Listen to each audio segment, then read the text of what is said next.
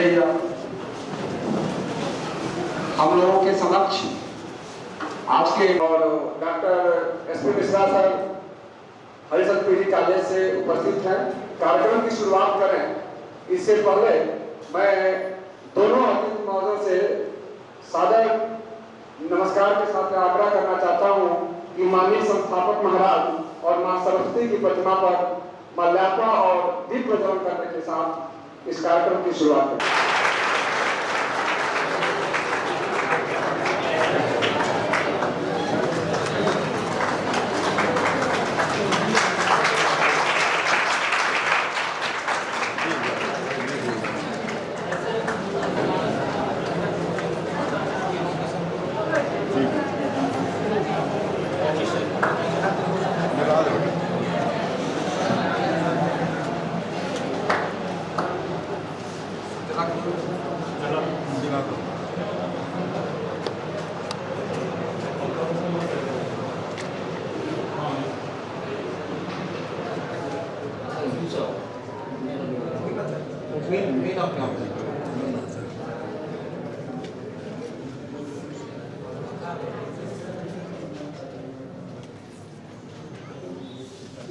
Sir आइए।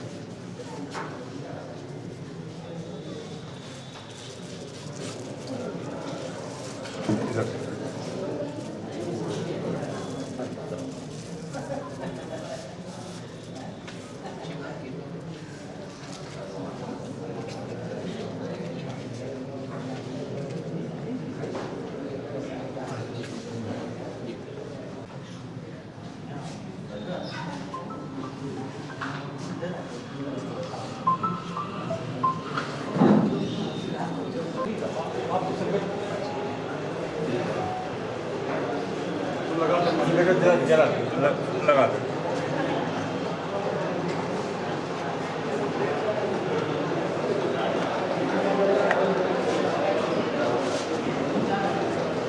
अतिथि द्वय के द्वारा औपचारिक रूप से इंडक्शन प्रोग्राम के मानस की स्थिति सब भेज करें।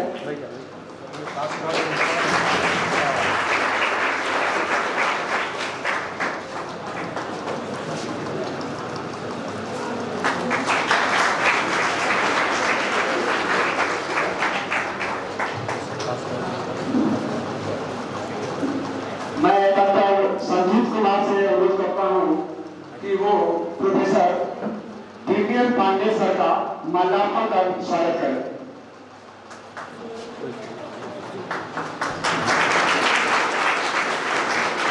मैं डॉक्टर शिव कुमार से अनुरोध करता हूं कि वो माल्यार्पण करके doctor S P Mishra sir का अभिवादन करें।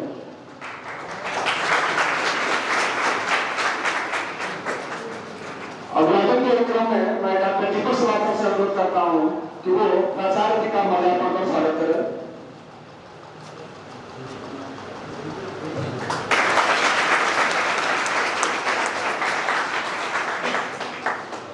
बीएन फाउंडेशन पूर्व head and dean law faculty BHU का मैं स्वागत अभिनंदन वंदन करता हूं।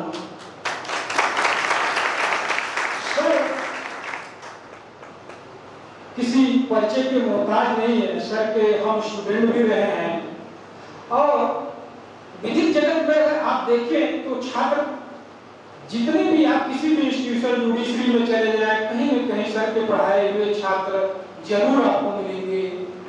और जब आईपीआर की बात होती है तो भारत के गिने चुने विद्वानों में प्रोफेसर बीएन पांडे सर का नाम पहले लिया जाता है। और sir bar council of India के लीगल एजुकेशन कमेटी के मेंबर भी रहे हैं। बुलाते थे तो सर ने अपना बहुमूल्य समय दिया, इसके लिए मैं उनका वंदन और आभार प्रकट करता हूं।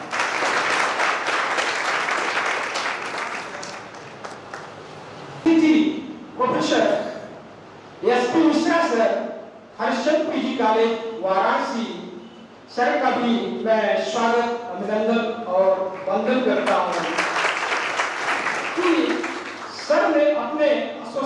बावजूद भी हमारे आग्रह को सहर्ष स्वीकार किया, इसके लिए मैं उनको सादर प्रणाम करता हूँ।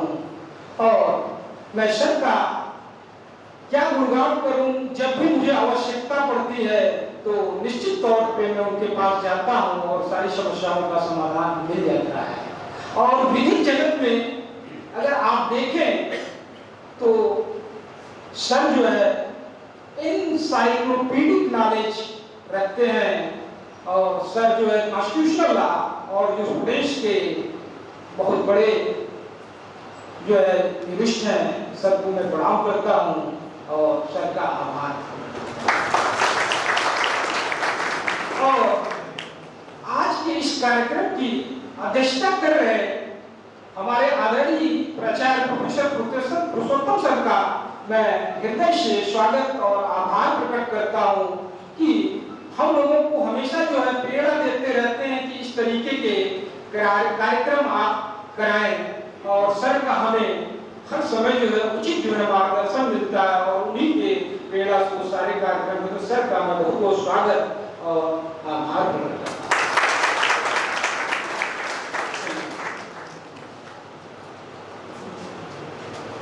धन्यवाद सर। महोदय डॉक्टर मिश्रा सर को आमंत्रित करना चाह रहा हूं कि वो आए और अपने ज्ञान से हमारे छात्रों को अभिवादित करें।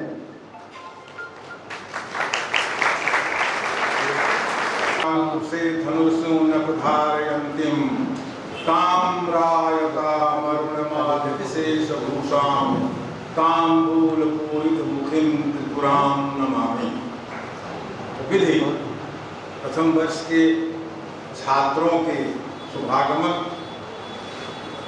कार्यक्रम की अध्यक्षता कर रहे माननीय प्राचार्य जी, विधि के क्षेत्र में ही नहीं पारिवारिक जीवन में भी हम लोगों के फिलॉसफर, फ्रेंड और गाइड की भूमिका निभाने वाले प्रोफेसर पांडे जी, इस विधि महाविद्यालय के समस्त विद्वत वरेण्य अध्यापकगण एवं नवागंतुक छात्रों,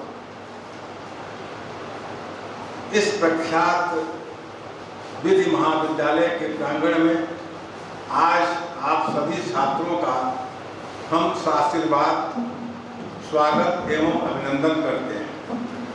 हवाओं बेहिचक आओ, खुला है दिल का दरवाजा, सफर खुशबू से भर दूंगा, यही तो काम है मेरा। मित्रों, ये जो विधि की पढ़ाई है, अब तक जो पढ़े हैं उन पढ़ाइयों से बहुत भिन्न है। विधि की पढ़ाई में 4 शब्दों को भी वाराणसी का पारकीवाला जी सिरवई साहब की संज्ञा मिलती रहेगी। वो 4 सूत्र हैं, जिसमें आपका एक विषय भी है CRPC।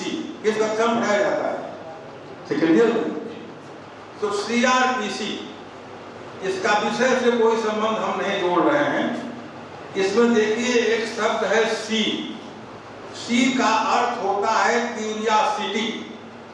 विधि के विद्यार्थियों के मन में अगर उनके माननीय अध्यापक, विद्वत वरेण्य अध्यापकगण किसी शब्द को पढ़ाते हैं, बताते हैं, तो आप BA और MA के विद्यार्थी नहीं है कि आपने नोट कर लिया और पास करके परीक्षा दी।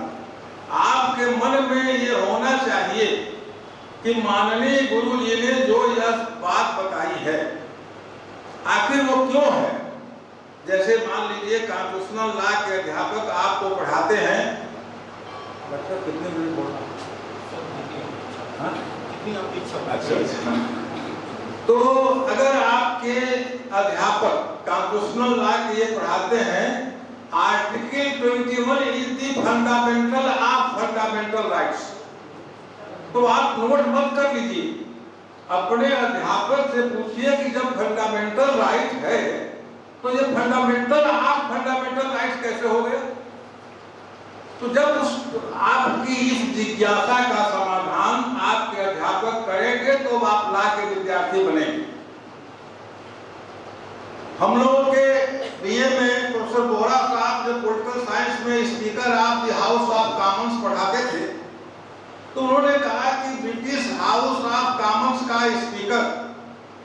4 या 5 उदाहरणों को छोड़कर हमेशा निर्विरोध चुना जाता रहा है। वह कभी अपनी कॉन्स्टिट्यूएंसी में नहीं जाता, अपनी पार्टी के प्राइमरी मेंबरशिप से त्यागपत्र दे देता है।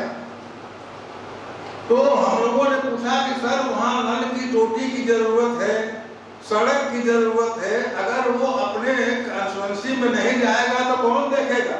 ऐसे एमएलए को या एमपी को कोई कौन चुनेगा?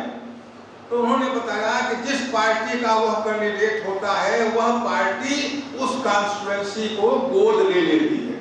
ये जो जिज्ञासा वाली बात है, आपको जब जो स्टूडेंट से पढ़ाया जाएगा, इसकी चर्चा विद्वान विभागाध्यक्ष जी ने की कि Burke and Savigny are considered to be Darwinian before Darwin. Why they are considered so? क्यों हिस्टोरिकल स्कूल को reaction of fact against fancy कहा जाता है? तो बहुत सी बातें, ये पहला पाठ आपको पढ़ाया जाएगा, तो आपको यही नहीं लिखना है कि बेरुबारी में कह दिया गया कि पाठ नहीं है और केशवानंद जी में कह दिया गया कि पाठ है। इतना कहने से लॉ के विद्यार्थी का पेट नहीं भरेगा और जब आप जज बनेंगे तो आप निर्णय नहीं दे पाएंगे। या और कौन सी ऐसी परिस्थिति आई कि केशवानंद भारती में कह दिया गया कि preamble is the part of the constitution. तो बेरुबारी में तत्कालीन अटॉर्नी जनरल शीतलवाड़ जी ने यह कहा कि एग्जीक्यूटिव को बिना पार्लियामेंट की स्वीकृति के देश के किसी भी भाग को सीड करने का, छोड़ देने का, दे देने का अधिकार है। जबकि एनसी चटर्जी साहब जो फार्मर स्पीकर की भारत, तो इंडिया जैसे भारत में जिस समय संविधान बना उसकी पूरी टेरिटरी का अर्थ है इंडिया दैट इज भारत। अगर आप एक टेरिटरी छोड़ दे रहे हैं तो आप संविधान को नरक में डाल रहे हैं। आपका अधिकार क्या है?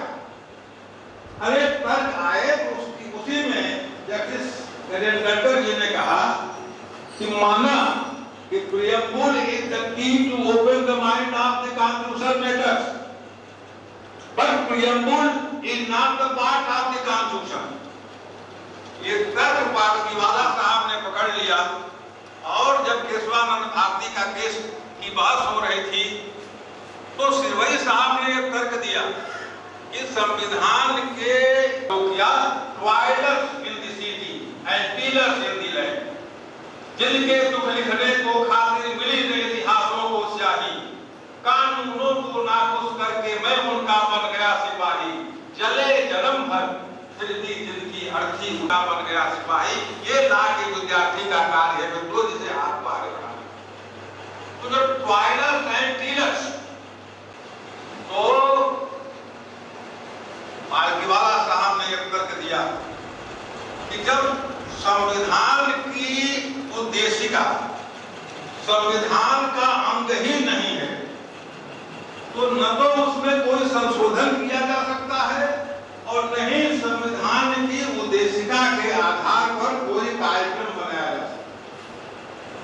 परंतु विद्वान अधिवक्ता सिरवई साहब ने उनके तर्क को काट दिया और कहा 26 नवंबर 1949 को कॉन्स्टिट्यूएंट असेंबली में यह बात स्पष्ट कर दी गई और इन डेमोक्रेटिक रिपब्लिक यही शब्द था, सोशलिस्ट और सेकुलर ये नहीं था। आपको मालूम है 42 में संशोधन हुआ तो उस समय तक Bharat Republican form of government नहीं था। रिपब्लिकन फॉर्म ऑफ गवर्नमेंट की पहली विशेषता होती है मित्रों, आप लॉ के विद्यार्थी हैं, कि वहां head of the state elected होता है, वंशानुगत नहीं होता है। इंग्लैंड रिपब्लिक नहीं है, पार्लियामेंट्री फॉर्म ऑफ गवर्नमेंट तो है जहां हमने लिया है, but England is not Republic. America Republican form of government है, वहां का हेड ऑफ स्टेट चुना जाता है। तो उस दिन डोमिनियन था, राजगोपालाचारी गवर्नर जनरल अपॉइंटेड थे। 26 जनवरी 1950 को जब हमारा संविधान पूर्णतः लागू हुआ, माननीय डॉक्टर राजेंद्र प्रसाद जी ने प्रथम राष्ट्रपति पद की शपथ ली। चुनाव उसी असेंबली के द्वारा की, जहां पर न तो कोई टीचर थे, न तो स्टूडेंट क्लास में रेगुलर जाते थे, न पढ़ाई होती थी, और फिर भी उनको डिग्री ला के दे दी जाती थी। उन्होंने कहा बार काउंसिल ऑफ इंडिया ने बहुत बड़ा काम किया है, पूरे देश में ये होना चाहिए।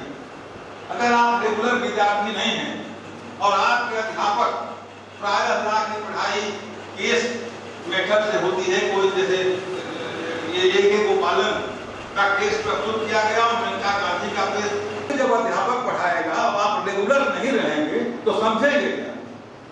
तो रेगुलरिटी आपके जीवन का महत्वपूर्ण अंग होना चाहिए। रेगुलर रूप में अपने क्लास में आइए, अपने अध्यापकों की बात सुनिए, उस पर कमेंट करिए और उसकी बात करिए, तब जाकर के आपके अंदर मित्रों ये ला की पढ़ाई के प्रति रुचि होगी।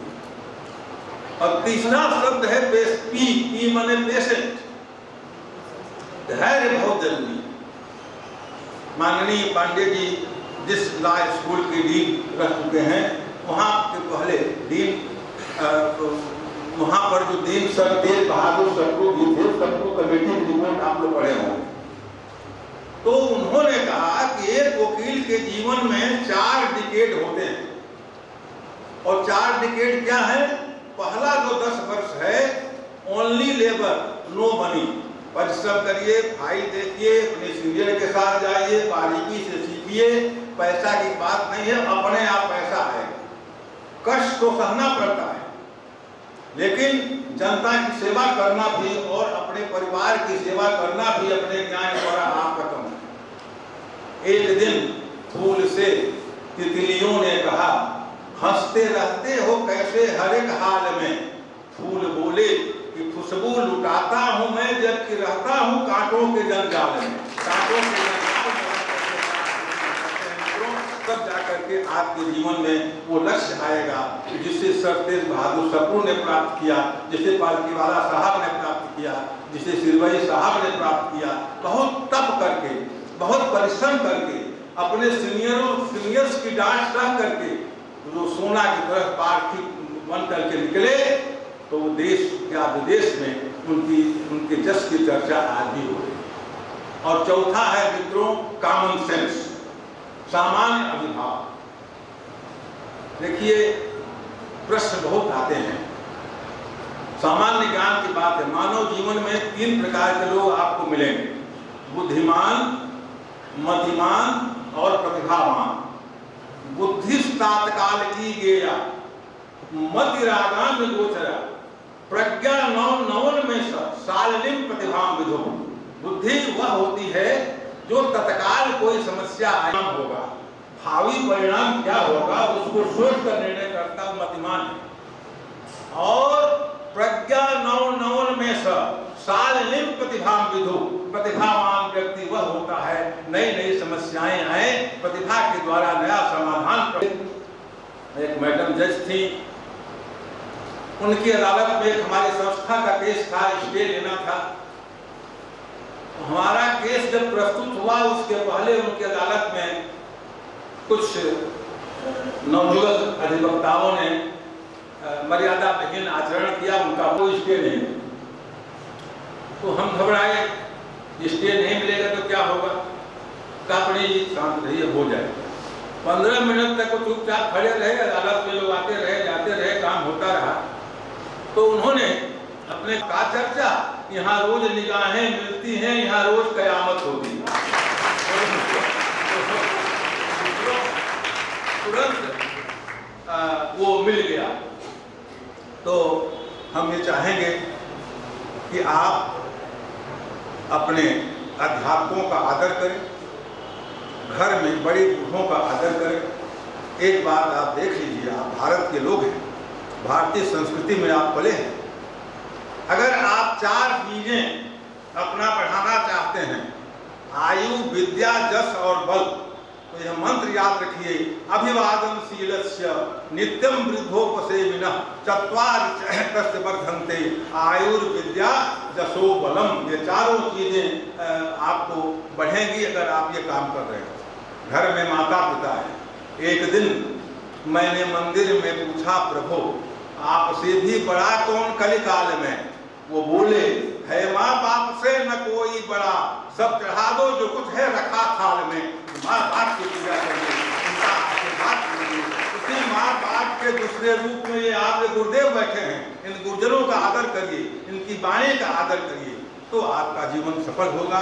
रेगुलर बनिए। तमाम उम्र हम तो खैर कांटों में जिए, खुदा करे तेरा दामन फूलों से भर जाए, हम नहीं आपका आशीर्वाद देते हैं। आप आगे बढ़ते रहिए, अपने लक्ष्य को प्राप्त कीजिए और इसमें जहाँ तक हो सके उस रेगुलरिटी को ध्यान में रखिए। क्लास में रोज आइए ताकि आपके अध्यापक का मन बढ़े। और अंत में हम यही कहेंगे, तुम्हारे साथ हम जब थे हवा में थी बहुत खुशबू, बिछड़ कर जा रहे हैं दोस्त तो राजी खुशी रहना। और दूसरी बात यह है जो हम लोगों ने बात कही है और भी जो डॉक्टर पांडे जी आपको उपदेश देंगे, चरागों को आंखों में महफूज रखना, बड़ी दूर तक रात ही रात होगी, मुसाफिर हैं हम भी, मुसाफिर हो तुम भी, किसी मोड़ पर फिर मुलाकात।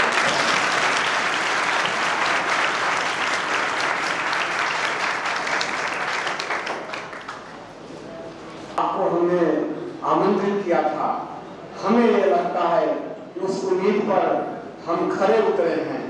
आपका यह अभिभाषण, खास करके ये जो 4 गूढ़ मंत्र हैं, क्यूरियोसिटी, रेगुलरिटी, पेशेंस और कॉमन सेंस, ये 4 चीजें एक लाख एक छात्र के लिए बहुत ही आवश्यक होती हैं। ऐसे गूढ़ शब्दों का व्याख्यान करके आपने हमारे छात्रों को उद्बुद्ध किया है सर, इसके लिए हम आपके बहुत बहुत आभारी हैं।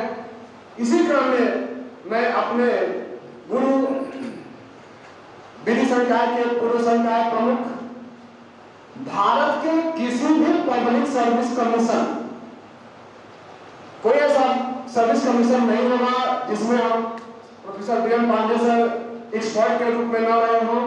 कई विश्वविद्यालयों की सिलेक्शन कमेटी में, कई विश्वविद्यालयों के बोर्ड ऑफ स्टडीज में और पढ़ाने के अनुक्रम में इनका कोई मुकाबला नहीं है। इसलिए मैं एक बार अपने आदरणीय गुरु प्रोफेसर बीएम पांडे सर से करबद्ध प्रार्थना करते हैं कि वो आए और अपने मुखार बिंदु से हमारे छात्रों को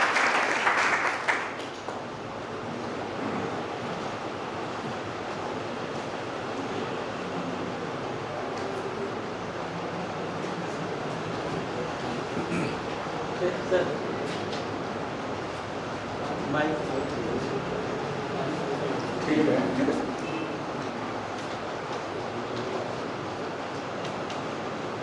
प्राचार्य प्रोफेसर पुरुषोत्तम Singh ji, doctor Shri Prakash Mishra ji,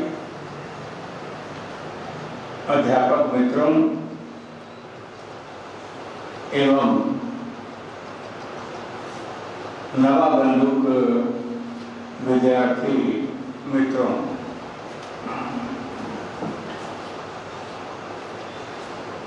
induction programme तो हर जगह होता है, लेकिन ये इंडक्शन प्रोग्राम कुछ विशेष है। विशेष इसलिए कि हिंदुस्तान में वर्तमान समय में करीब 23,000 लाख टीचर्स हैं ऑन पेपर। 23,000 लाख टीचर्स हैं। 23,000 में से कम 15,000 से हमारा व्यक्तिगत आमना सामना या संपर्क हुआ है किसी न किसी कारण से। लेकिन उन 23,000 में से कोई भी व्यक्ति डॉक्टर श्री प्रकाश मिश्रा का मुकाबला नहीं कर सकता। तो डॉक्टर श्री प्रकाश मिश्रा का जो आशीर्वाद था, ये भाषण नहीं था, आशीर्वाद था, बहुत प्रेरणाप्रद था। और भारतीय वैदिक वाङ्मय के साथ साथ विधि के जो विशेष क्षेत्र हैं उनमें जो विशेषज्ञता है श्री प्रकाश मिश्रा जी की वो अद्वितीय है और उनके एक एक शब्द को आप एक आशीर्वाद समझिए, एक मंत्र समझिए और कोशिश कीजिए कि जीवन में उसका पालन हो। मित्रों, मैं एक शुरू में बात कर दूं कि विधि की शिक्षा एक आपके जीवन का स्वर्णिम मौका है या अंतिम मौका। जो भी आपने पढ़ा है बीए, बीकॉम, बीएससी वगैरह वगैरह, जिस भी किसी क्षेत्र से आपने स्नातक की डिग्री ली है, वहां किसी कारण से आप बहुत सफल नहीं हुए तो ये आपका आखिरी मौका है और आखिरी मौका है। और ये आखिरी मौका ज्यादा पैसा, वकील से ज्यादा सम्मान किसी का नहीं। आपको मैं बताऊं आपको कि देश में जिसकी अधिक आय होती है वो आय करदाता है, उसमें से 3 वकील हैं। सबसे बड़े जो आय करदाता हैं, जो अरबों रुपए भारत सरकार को देते हैं, उसमें से 3 वकील हैं। ये मैंने उदाहरण किस लिए दिया? ये भौतिकवादी युग है, अर्थ की प्रधानता है। इस अर्थ की प्रधानता में 10 में से तमाम पेशे हैं, तमाम उद्योग हैं, धंधे हैं, लेकिन उसमें से 3 वकील हैं जो हिंदुस्तान के सबसे बड़े बड़े टैक्स पेयर्स हैं। और आपको जान के ताज्जुब होगा कि सुप्रीम कोर्ट में कम से कम ऐसे पहले 50 थे, अब संख्या बढ़ गई है। वो 50 वकील अपना अपना एक अकाउंट्स अफसर रखे हैं उनके, क्योंकि इनकम टैक्स में व्यवस्था है कि आप चाहें तो आप डेली इनकम टैक्स जमा कर सकते हैं, वीकली जमा कर सकते हैं, मंथली जमा कर सकते हैं, नहीं तो साल में एक बार जमा कर सकते हैं।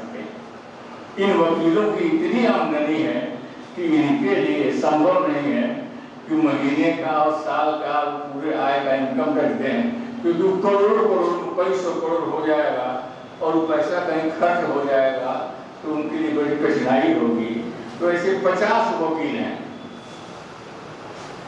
हर वकील अपना एक अकाउंट अफसर रखा है, वो उनका डेली का डेली हिसाब करता है और डेली का डेली वो नेक्स्ट डे वो हिसाब करके उस सरकार के खजाने में इनकम टैक्स जमा करता है। मित्रों, मैंने ये किस्सा इसलिए बताया कि जैसे मान लीजिए कि मोदी जी का केस है, वो आने वाला होगा, जब उनकी सरकार बदलेगी तो मोदी और शाह जी उनके जूते और चप्पल खिस जाएंगे वकीलों के हाजिरी बजाते बजाते। आप लोग देखिएगा, आपके जीवन काल में होगा, ऐसा मेरा विश्वास है। तो वकील की एक और बात होती है, कोई देश का बड़ा वकील मोदी के यहाँ, शाह के यहाँ नहीं जाएगा।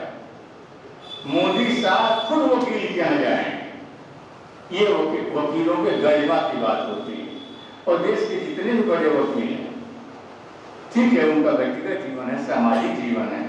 सामाजिक और व्यक्तिगत जीवन में आप हमारे मित्र हैं, पड़ोसी हैं, आप दुख सुख में हैं, वो जाते हैं नागरिक के रूप में। लेकिन जब क्लाइंट के रूप में आते हैं तो वकीलों का एक ये भी उसूल है कि आप हमारे चेंबर में आइए, अपनी समस्या बताइए, कागज पत्र दीजिए। तो मित्रों, आजकल से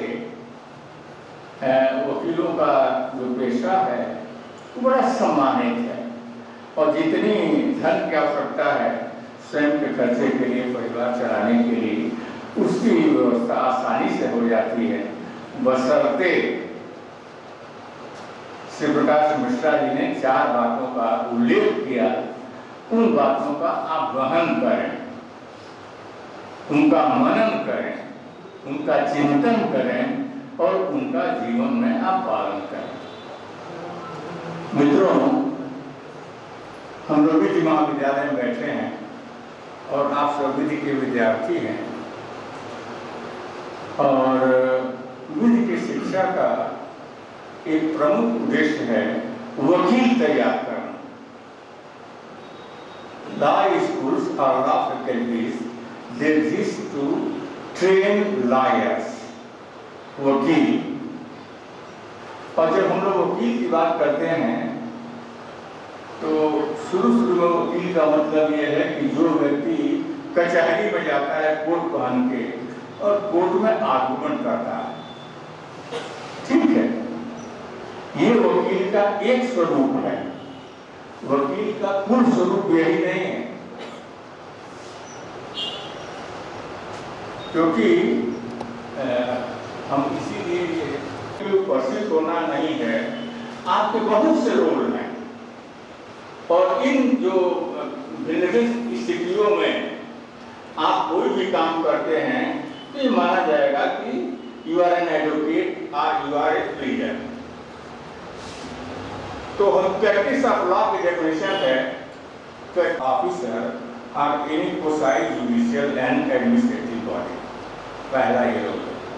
दूसरा, giving legal advice either individually or from a law firm either orally or in writing, ये भी वकील का काम है। Giving legal advice to any government, international body or representing any international dispute resolution bodies, including International Court of Justice। चौथा role है, यानी चौथा काम भी जो करता है वो भी वकील है, engage in legal drafting and participation in any legal proceedings। पांचवा है representing in arbitration proceeding or any other area approved by law। तो मित्रों, कम से कम जो आरंभ में होता है कि वकील का मतलब ये नहीं होता है कि जो या वकील वही नहीं है जो कचहरी में प्रैक्टिस करता है। कचहरी प्रैक्टिस करने के अतिरिक्त बहुत से महत्वपूर्ण काम होते हैं और उस सारे काम जिसकी जिम्मेदारी आप पे सौंपी जाती है और वो जिम्मेदारी आपके ऊपर इसलिए सौंपी जाती है कि आपके पास विधि की डिग्री है, आप लॉ जानते हैं, तो सारे काम वकील के हैं और उस सारे काम वकालत का है। एक बात का और ध्यान दीजिएगा, जो श्री प्रकाश मिश्रा ने आपको बताया, वो भी बहुत महत्वपूर्ण बात है कि विधि की शिक्षा अन्य शिक्षा से भिन्न है। पढ़ने पढ़ाने का तरीका भी भिन्न है, क्योंकि 20वीं शताब्दी के विश्व के एक बहुत ख्याति लब्ध विधिवेत्ता जिनका नाम था रस्को पाउंड, स्टूडेंट्स के पर्चे में आपके सेकेंड ईयर थर्ड ईयर में आया जो स्टूडेंट्स का पर्चा, उसको डिटेल में बताया जाएगा, हम उसकी चर्चा नहीं करेंगे। तो रस्को पाउंड ने कहा कि lawyers are social engineers, lawyers are social engineers and lawyering is social engineering.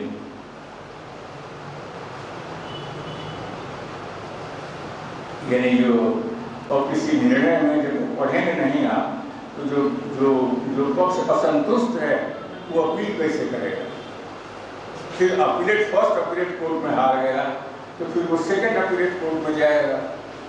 तो जब तक उसकी गहन विवेचना या एनालिसिस नहीं करेगा तब तक वो कैसे अपील दाखिल करेगा और कैसे उसको संतुष्टि होगी। मित्रों, वकीलों के काम के लिए मैं 2-3 उदाहरण देता हूं और ध्यान से उदाहरण सुनिएगा। 2 पड़ोसी हैं, अ और ब, अ और ब। अ शौक से एक सेब खरीद लाता है जो भी कारण, और सेब अपने जमीन पर रखता है, जहाँ तक उसकी जमीन है या मकान है उसमें रखता है। सेब को पिंजरे में बंद नहीं करता या वो एक सीमित एरिया में रहे इसका कोई प्रबंध नहीं करता। रात को वो सेब जो पड़ोसी ब है, ब के जमीन पर घर में घुस जाता है, कई लोगों को घायल कर देता है और घायल होने के बाद बॉ के परिवार में काफ़ी क्षति होती है। कुछ लोगों को बहुत गंभीर चोट लगती है, कुछ लोगों की मृत्यु हो जाती है। और बॉ क्या करेगा? बॉ के खिलाफ मुकदमा करेगा। बॉ के खिलाफ मुकदमा करेगा कि आप शेर तो बड़ा खतरनाक होता है, आप शेर खेल रहे हैं, शेर को ना आपने पिंजरे में रखा, न कोई उसको संकुचित क्षेत्र में उसको घेरने या रोकने का आपने प्रयास किया, आपने छोड़ दिया बिल्ली की तरह से, और हमारे घर में घुस गए, हमारे यहाँ बड़ी क्षति हुई और हमारे परिवार के कई लोग इतने क्षतिग्रस्त हुए, चोटिल हुए कि उनका देहांत हो। और वह मुकदमा करता है के खिलाफ, क्षतिपूर्ति का और सिविल क्रिमिनल दोनों केस करता है। तो ऐसे मामले में किसकी जीत होगी? वह की जीत होगी। उसी प्रकार एक दूसरा मामला लीजिए कि अपने जमीन में कुछ पेड़ पौधा होता है और सारे जहरीले पेड़ पौधे हैं, सारे जहरीले पेड़ पौधे। आंधी आई, हवा चली, वो जहरीले उसके अंश या उसके बीज बॉ के क्षेत्र में या बाउंड्री में या उसके घर में चले जाते हैं। उसके बाद बच्चे परिवार के लोग या पशु उसको खा देते हैं और उससे उनका देहांत हो जाता है। इस केस में भी क्षतिपूर्ति के लिए और फौजदारी का मुकदमा बॉ के खिलाफ करता है। तो किसकी डिग्री होनी चाहिए? बॉ की। तीसरा मैं आपको उदाहरण देता हूं कि मान लीजिए कि अपने यहाँ गोला बारूद रखता है, किसी किस्म के गोला बारूद रखता है, RDX वगैरह वगैरह रखता है और उसके यहाँ गोला बारूद का विस्फोट होता है। विस्फोट में बॉ का आधा घर गिर जाता है और कई लोग घायल हो जाते हैं। इस केस में भी बॉ के खिलाफ मुकदमा करता है। तो किसकी जीत हो गई? बॉ की। अब मैं आपको एक चौथा उदाहरण देता हूं कि मान लीजिए कि अपना मकान बनवाता है, मकान के ऊपर पानी के लिए, पानी की सुविधा के लिए वो बड़ा भारी टैंक बनवाता है, बहुत बड़ा टैंक बनाता है। इससे आप देखिए म्यूनिसिपैलिटी में, शहरों में बड़े बड़े पानी के टैंक होते हैं और उस पर लिखा भी रहता है 50,000 gallon, 10,000 gallon, 1 lakh litre gallon वगैरह वगैरह। और आकाशीय बिजली गिरती है, आकाशीय बिजली गिरती है और बॉ तो चूंकि पड़ोसी है सटा हुआ, तो बॉ के सारा फसल वगैरह जो घर द्वार है वो क्षतिग्रस्त होता है और बुरी तरह से उसका मकान, बॉ का मकान भी गिर जाता है। अब बॉ फिर के खिलाफ मुकदमा करता है। तो किसकी जीत होगी? हैं? फिर सोचिए,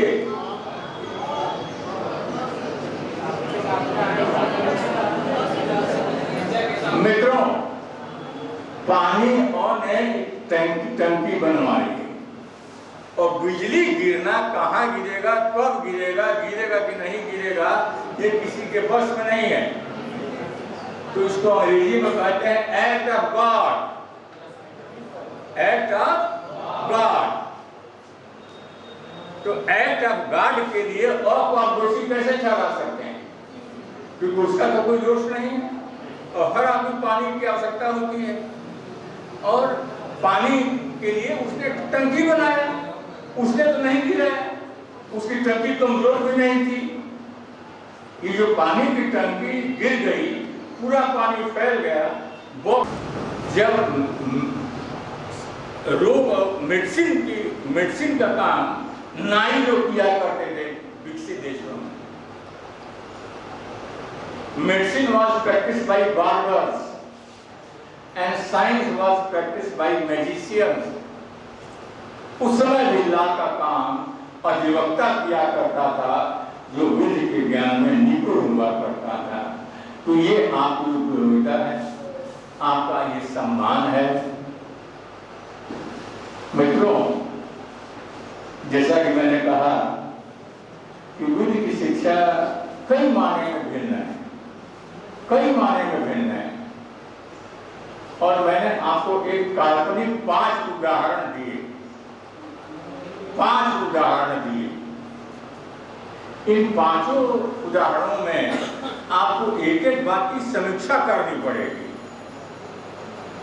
क्योंकि आप वकील नहीं हैं, आप अपने क्लाइंट के प्रतिनिधि हैं और आपका काम है अपने क्लाइंट के हितों की रक्षा करना। मित्रों, बड़ा भारी विश्वास है और यह विश्वास कोई भी आदमी वकील पर ही कर सकता है। एक दूसरी बात,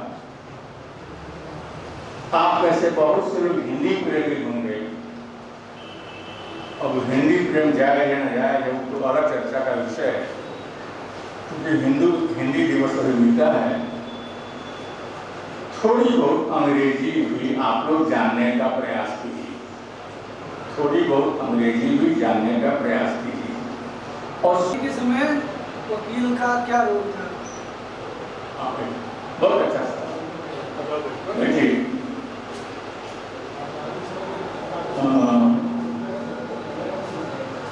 हिंदुस्तान तो मेरा ये मानना है कि वे आजादी के आंदोलन का नेतृत्व वकीलों ने नहीं किया होता तो देश आजाद नहीं होता।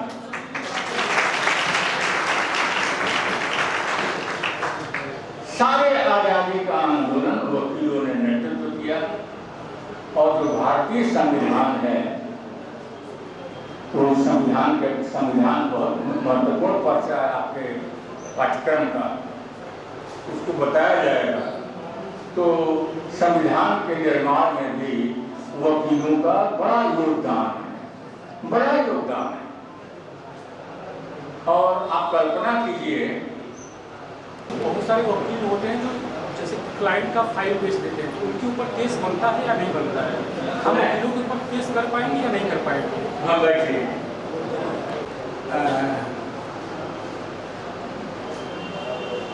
वो तो हमारा सामाजिक आईना क्या है समाज का, समाज किस प्रकार से है, तो इसको एक शब्द में कहा जाए कि प्रोफेशनल मिसकंडक्ट। मैंने आपसे बताया ना कि legal education is a professional education, lawyers duty is a profession. आपका एक कर्तव्य है, आपके पास आपको क्या करना है क्या नहीं करना है। एक एडवोकेट्स एक्ट है और एक बार काउंसिल ऑफ इंडिया है जिसमें वकीलों का रजिस्ट्रेशन है। तो एडवोकेट्स एक्ट में भी और bar council of India rules में भी ये साफ साफ कहा गया है कि आप क्या करेंगे क्या नहीं करेंगे। और उसमें बेचना, दलाली करना, इट इज प्रोफेशनल मिसकंडक्ट। और इसकी शिकायत आप जाता है तो कोई भी आदमी किसी वकील के खिलाफ स्टेट बार काउंसिल में शिकायत कर सकता है। और जब शिकायत करता है तो वो एप्लीकेशन की बाबू जांच नहीं करता है। स्टेट बार काउंसिल की ड्यूटी है कि कम से कम 3 आदमी की एक कमेटी बनाइए, उस कमेटी में उसकी जांच कीजिए और जांच करते समय, जांच करने के बाद आप उसकी रिपोर्ट दीजिए और रिपोर्ट पर उस वकील को वकालत करने से मना किया जा सकता है। और साथ ही साथ अन्य दुर्व्यवहार भी करता है तो उसके खिलाफ बार काउंसिल पुलिस में FIR भी दर्ज करेगी। और ये बड़ा दुर्भाग्य है, हालांकि उस समाज का बड़ा गंदा आईना है कि देश में करीब, आपने अखबार में पढ़ा होगा, अच्छा सुनो, तुम लोग लॉ में एडमिशन ले लिए हो तो कोई भी अखबार पढ़िए, वकीलों से संबंधित, न्यायालय से संबंधित न्यूज को आप 2 बार पढ़िए, 2 बार 3 बार पढ़िए। 2-3 बार इसलिए पढ़िए कि जो न्यूज जो बनाता है जो पत्रकार है ही नॉट लॉ ग्रेजुएट, विधि संबंधित समाचार हम समाचार पत्रों में पढ़ते हैं, उसके बनाने वाले, उसके लिखने वाले विधि के जानकार नहीं। इसीलिए हाई कोर्ट और सुप्रीम कोर्ट ने एक दिशा निर्देश जारी किया है, हालांकि उसका बड़ा कड़ाई से पालन नहीं होता। अब अंग्रेजी के, जिसका कि हिंदू है, times of India, Hindustan times, न्यायालयों की जो कार्यवाही है वो प्रकाशित होता है, तो उसमें लिखा रहता है मिस्टर एक्स लीगल करस्पॉन्डेंट, क्योंकि बड़े बड़े समाचार पत्र हाई कोर्ट सुप्रीम कोर्ट में अपने विधि संवाददाता की नियुक्ति करते हैं। क्या विधि न्यायालयों की प्रक्रिया, वादों का जो बहस हुआ, उसको कायदे से आप उसकी रिपोर्टिंग कीजिए। तो जितने भी बड़े समाचार पत्र हैं, हर न्यायालय में अपना वो लीगल करस्पॉन्डेंट रखते हैं। कीजिएगा कि हमको अंग्रेजी नहीं आती है, हम अंग्रेजी फराटेदार नहीं बोल सकते हैं, तो हम बढ़िया वकील नहीं बन सकते हैं, ऐसी बात नहीं है। और कभी आप इलाहाबाद जाइए तो किसी वकील से कहिए जरा DS मिश्रा साहब किस कोर्ट में बहस करते हैं, हमको आप जब वहाँ बैठा दीजिए, और आप आके 2 घंटा वो उनका आगमन सुनिए।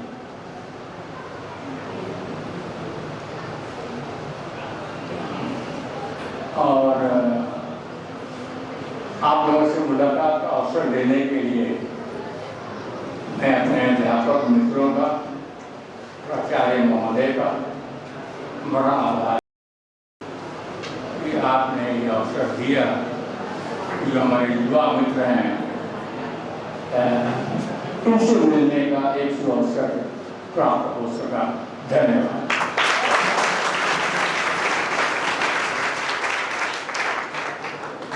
प्रोग्राम की उपयोगिता को बहुत बढ़ा दिया है। छात्रों को विशेष रूप से अध्यापक मतलब छात्र, वकील और अधिवक्ता और वकील के बीच जो वैशासिक संबंध हैं उसके बारे में बृहद रूप से आपने चर्चा की।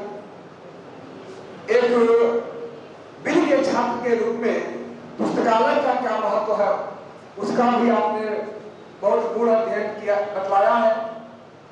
यह भाषा के रूप में जो आपने बताया कि लैंग्वेज कोई कठिनाई की बात नहीं है, जिस लैंग्वेज में आप अपनी बात को रख सकते हो वो लैंग्वेज ही बहुत बड़ी चीज हो जाती है। धन्यवाद सर, आपने अपना बहुमूल्य समय दिया। इसके बाद हम माननीय प्राचार्य जी से आग्रह करते हैं कि वो आए और मुख्य अतिथियों के प्रति आभार व्यक्त करें।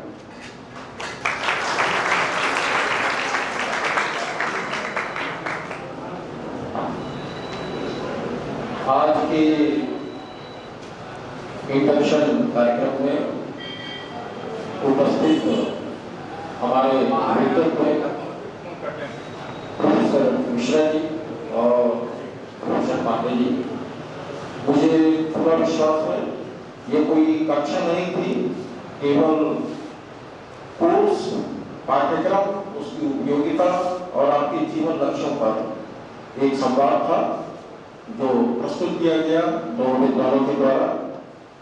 और मुझे पूरा विश्वास है कि आप लोग अपना लक्ष्य ससमय निर्धारित करेंगे, उसको पूरा करने का प्रयास करेंगे। इसके लिए मैं आज के अतिथिद्वय को हृदय से अपना आभार प्रकट करता हूँ और उम्मीद करता हूँ कि भविष्य में भी आपका मार्गदर्शन महाविद्यालय को, विधि संकाय को प्राप्त होता रहेगा। 2 सूचनाएं आप लोगों के लिए भी है। जैसा कि उत्तर प्रदेश शासन और बार काउंसिल के नियमों के आलोक में है, आपकी बायोमेट्रिक अटेंडेंस, जिसके लिए आपका डाटा भी नहीं दिया गया है, नोटिस पर है। अपने समय पर अपनी बायोमेट्रिक डाटा को पूरा कर लें और 29 तारीख से कक्षाओं के लिए आप लोग आएंगे। टाइम टेबल आपको व्हाट्सएप ग्रुप पे ही प्राप्त हो जाएगा और विभाग के डिस्प्ले पर भी प्राप्त हो जाएगा। और ये जरूर ध्यान रखें, अगर 75% उपस्थिति आपकी नहीं रही तो आप परीक्षा फॉर्म नहीं भर पाएंगे। ये मैं पहले से बता दे रहा हूँ। आपकी कोई भी समस्या हो आप अपने अध्यापकों से कहें और तब निराकरण न हो तो आप मेरे पास आए। मेरे पास आने में कोई झिझक की बात नहीं है। आपकी समस्याओं के निराकरण के लिए मैं यहाँ पर हूँ, लेकिन अपना लक्ष्य अपना उद्देश्य उसको अपने दिमाग में हमेशा बनाए रखें और जीवन में आगे बढ़ें। यही मेरी कामना है। धन्यवाद।